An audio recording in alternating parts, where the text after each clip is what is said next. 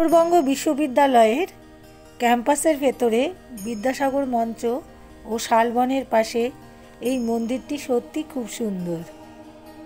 খুব সুন্দর একটি প্রাকৃতিক পরিবেশের মাঝে এই মন্দিরটি স্থাপিত হয়েছে।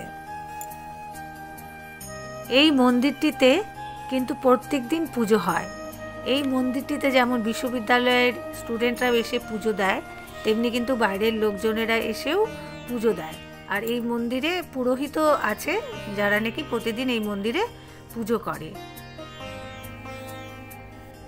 শালবনের পাশে প্রাকৃতিক পরিবেশের মাঝে এই মন্দিরটি এমন একটি সুন্দর জায়গায় রয়েছে যে সত্যি এই মন্দিরের সৌন্দর্যতা মনোমুগ্ধকর।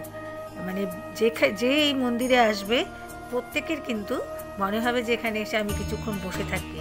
এত সুন্দর পরিবেশে, এত সুন্দর জায়গায় এই মন্দিরটি রয়েছে উত্তরবঙ্গ বিশ্ববিদ্যালয়ের ক্যাম্পাসের ভেতরে। একটি বটবৃক্ষকে ঘিরে কিন্তু এই মন্দিরটি তৈরি করা হয়েছে।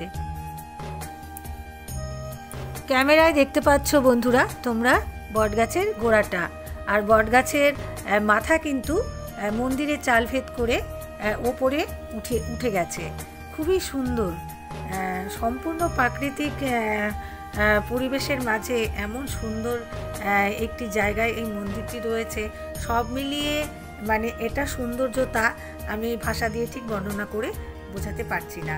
যারা শিলিগুড়ির স্থানীয় লোকজন আছো বা শিব মন্দির যেখানে আমাদের বিশ্ববিদ্যালয় আছে সেখানকার লোকজনেরা তো অলরেডি এটা দেখেছো, কিন্তু বাইরের যেসব বন্ধুরা এই মন্দিরটি এখনও দেখোনি তাদের জন্য আজ আমি এই ভিডিওটি করেছি। তো বন্ধুরা, যদি ভিডিওটি ভালো লাগে অবশ্যই কমেন্টস করবে, আর সবাই ভালো থাকবে, সুস্থ থাকবে, আনন্দে থাকবে।